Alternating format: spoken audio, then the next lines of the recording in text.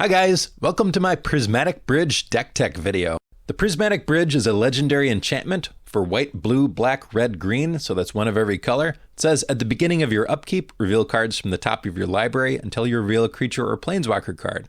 Put that card onto the battlefield and the rest on the bottom of your library in a random order. The backside is a Sika, God of the Tree, but we never cast that spell. We will never, ever, ever cast that, so I'm not going to bother going over it. I really love having a legendary enchantment in the command zone. That's pretty unique, and your opponents have a hard time getting rid of it, because most board wipes and a lot of single target removal isn't going to get rid of it.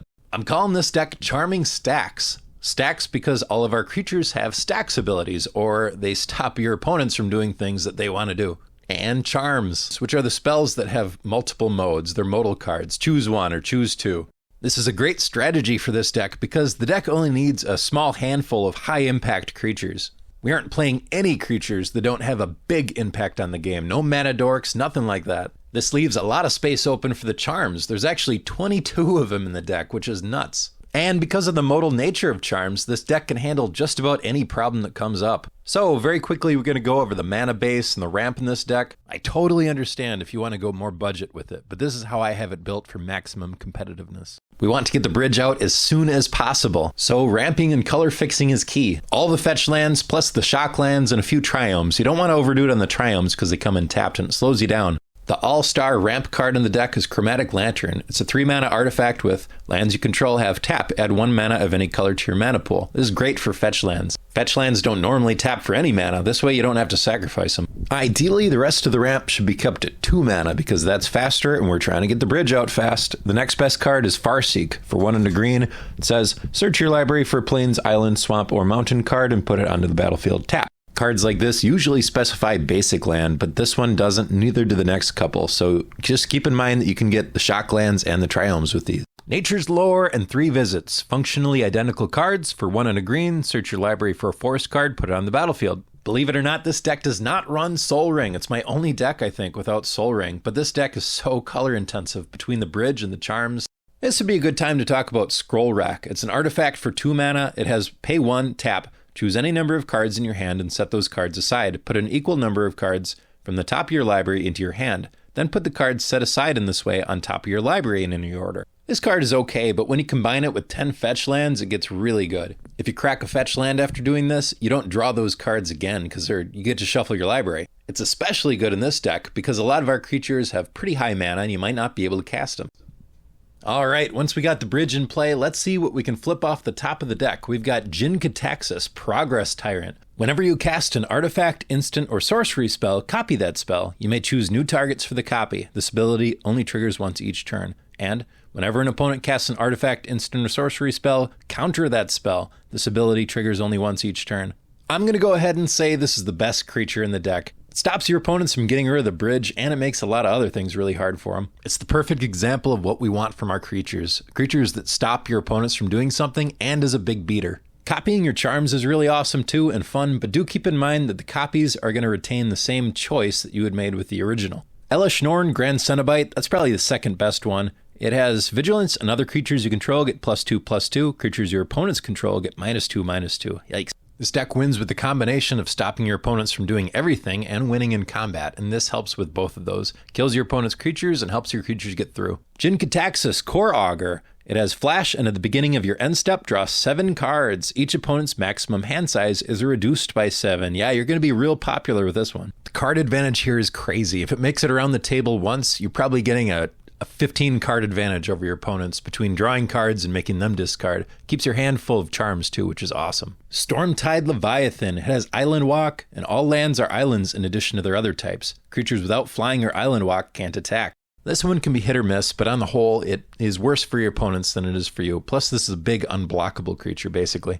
Serra's Emissary. It's a big 7/7 flyer, and as it enters the battlefield, choose a card type. You and creatures you control have protection from the chosen card type. If you choose creatures, then your opponent's creatures can't damage you, and your creatures can swing in without trouble. Or if you're real scared of targeted removal, maybe you could choose instants or sorceries to stop them from killing your key creatures. Gisela, Blade of Gold Knight. It's a 5/5 flying first striker. If a source would deal damage to an opponent or a permanent an opponent controls, that source deals double that damage to that player or permanent instead. If a source would deal damage to you or a permanent you control, prevent half that damage rounded up. Remember, we're going to try to close the game with combat damage, so this one doubles all our damage and lets us swing in, and we won't have to worry quite as much about a crackback from our opponents, because all the damage dealt to us is half. Archon of Valor's Reach. It's a 5/6 Flying Vigilance Trampler. As it enters the battlefield, choose Artifact, Enchantment, Instant, Sorcery, or Planeswalker.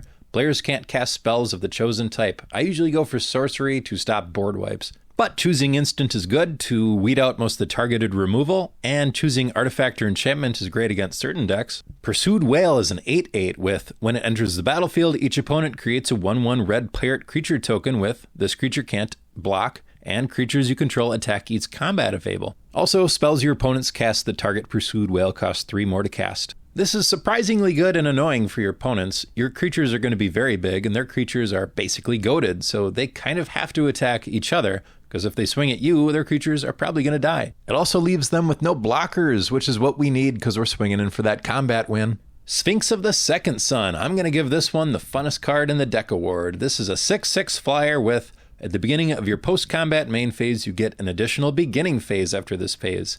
The beginning phase includes untap, upkeep, and draw steps. Now this is really nice. It gets to trigger the bridge again. Gives you a whole ton more mana and an extra card. Angelic Arbiter. It's a 5/6 flyer with, each opponent who casts a spell this turn can't attack with creatures. Each opponent who attacked with a creature this turn can't cast spells. And don't forget, this bridge can get planeswalkers too. So we've got Ugin the Spirit Dragon. It has +2, deals 3 damage to target creature or player, -X, which is the one you really have it in there for.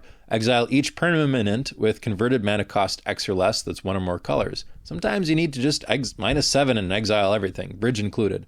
But it gives you the versatility to not do that high. You could do -3 or -4.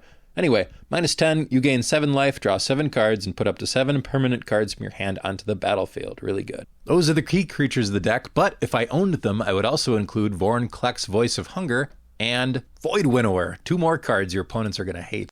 If you're enjoying this video, please take a second, hit the like button, and consider subscribing if you like content like this. I've watched a ton of deck techs over the years and spent a lot of fun making a few of my own. Alright, back to the video. Let's talk board wipes. We've got 2 of them in here. Day of Judgment, destroy all creatures, and Shatter the Sky. Each player who controls a creature with power 4 or greater draws a card, then destroys the rest. You usually have a creature with power 4 or greater. It's an odd choice, but there's not much card draw in this deck. I'm relying on the bridge to get me card advantage, and if things are going badly enough that I need a board wipe, then getting that extra card is nice. We have 3 1-mana Counterspells, Rebuff the Wicked, Stubborn Denial, and my favorite, Swan Song. These are to protect the bridge. We need to keep the bridge at all costs. Hey, you know what I just realized? An Offer You Can't Refuse would be perfect for this deck. I think that'd be my new favorite Counterspell, actually.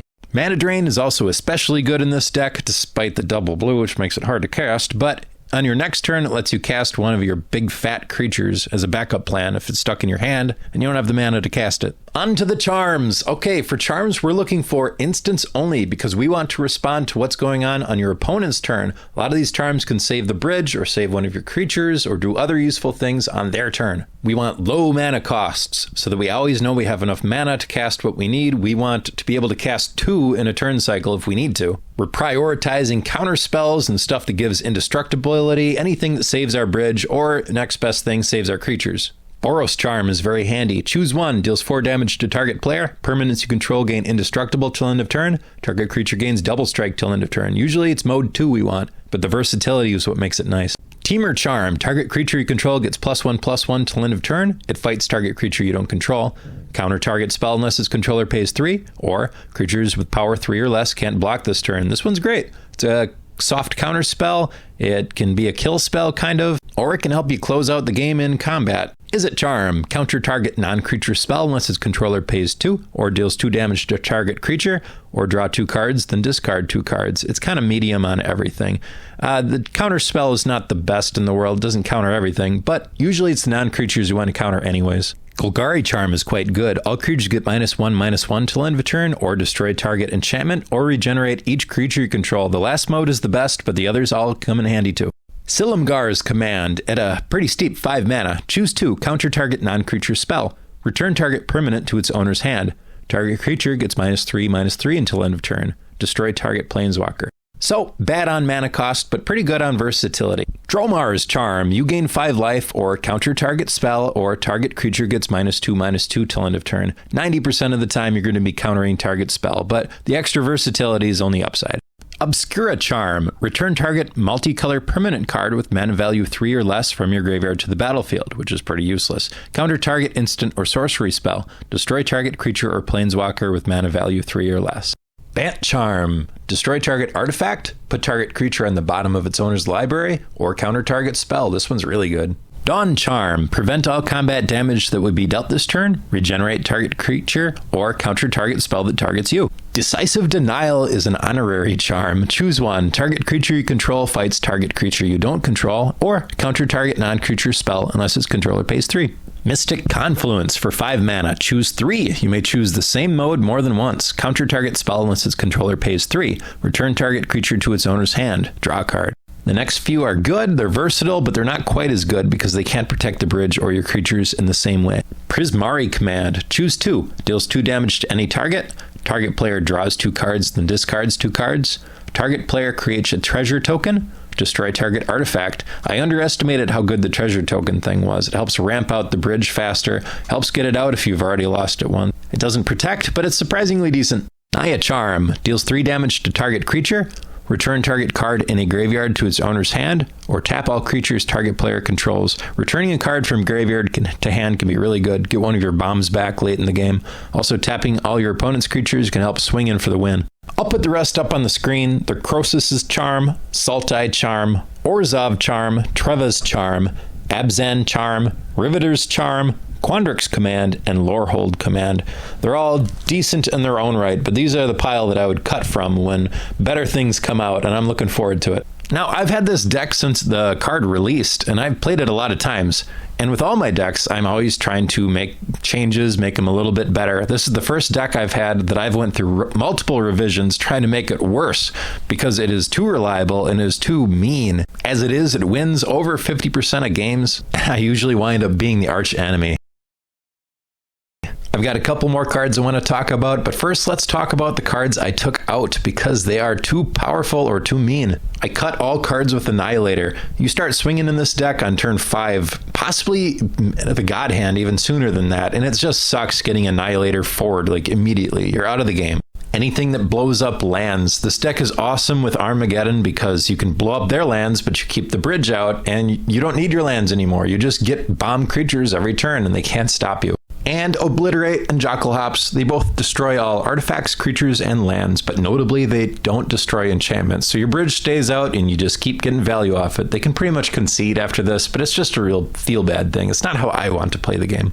Okay, back to cards I don't want to cut. We've got 2 more cards left to talk about. Paradox Haze. It's a 3-mana enchantment that has at the beginning of enchanted player's first upkeep each turn, that player gets an additional upkeep after this step, so it triggers the bridge again, which is really neat. And it's the kind of specialized card that you can't just stick in anything, so I love that it's the perfect fit for this deck. Finally, Temur Ascendancy, a 3-mana enchantment that says creatures you control have haste. Whenever a creature with power 4 or greater enters the battlefield under your control, you may draw a card. It gets those big creatures swinging right away, and it's card advantage. All right, thanks for watching. If you have any comments, if you have any suggestions for creatures or charms that I missed, or any suggestions, good or bad, throw them in the comments. I'd love to hear them. Okay, bye.